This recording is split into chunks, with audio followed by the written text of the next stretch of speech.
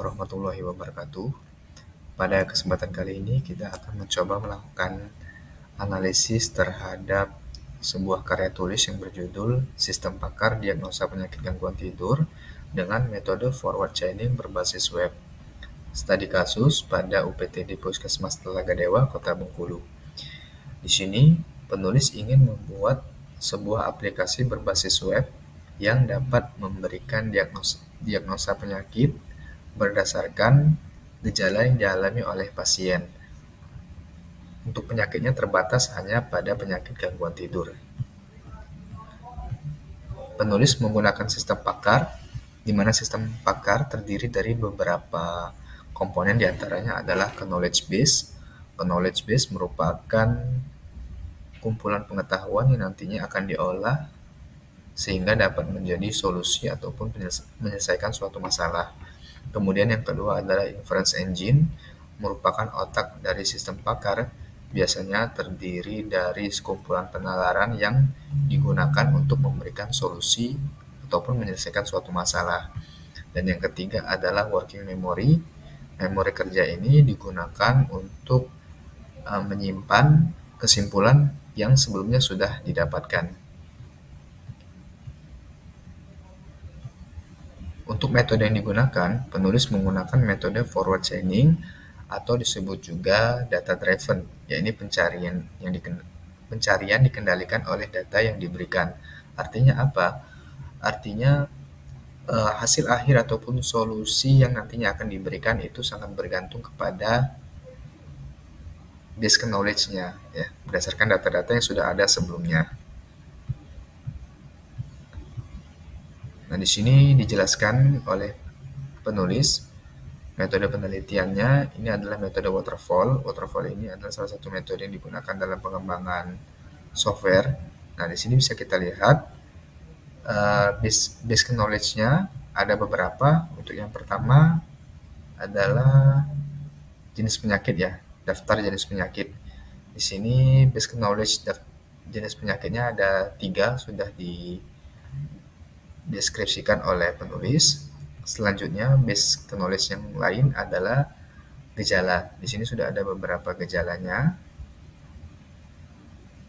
Kemudian, base knowledge yang ketiga adalah berkaitan dengan solusi, ya. Di sini juga ada beberapa solusi yang sudah dideskripsikan oleh penulis. Ini adalah penjelasan diagramnya. Nah, ini ada base knowledge-nya. Tadi seperti yang kita lihat ada data gejala, data penyakit, data solusinya, kemudian data rule-nya. Data rule di sini ada di bawah kalau nggak salah. Ini data rule-nya, ya. Kemudian di sini hasil pengujian yang dilakukan oleh penulis. Penulis menggunakan pengujian black box, yang artinya pengujian aplikasi hanya dilakukan lebih spesifik kepada fungsionalitas aplikasi. Ketika aplikasi tersebut memiliki beberapa fungsi ataupun fitur yang bekerja dengan baik, maka itu sudah bisa dikatakan pengujian black box-nya berhasil, seperti itu. Nah, di sini ada pengujian login, pengujian form login, dan yang lain sebagainya. Nah, kemudian ini adalah preview dari aplikasi sistem pakarnya. Sayangnya di link yang diberikan ataupun yang ada pada karya tulis ini tidak bisa kita lihat, sehingga kita tidak bisa mencoba langsung web ataupun aplikasi yang dibuat oleh penulis ini. Nah, ini udah ada base knowledge-nya untuk tool-nya.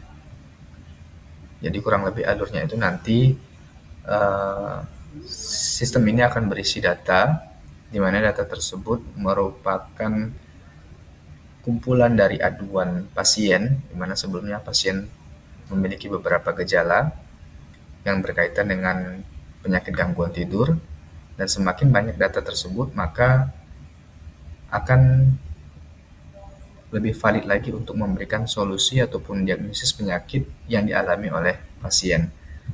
Kemudian di sini dijelaskan bahwa aplikasi dibuat dengan menggunakan bahasa pemrograman PHP dan database MySQL. Tapi ya itu sayang sekali kita belum bisa coba secara langsung karena link yang diberikannya ternyata invalid, sudah kita coba lagi.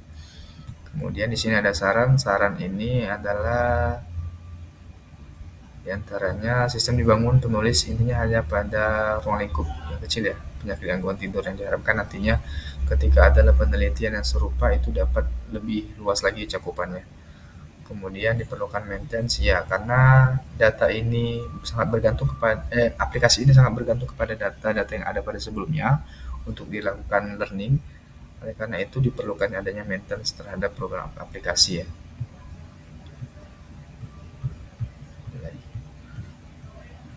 Sepertinya udah cukup.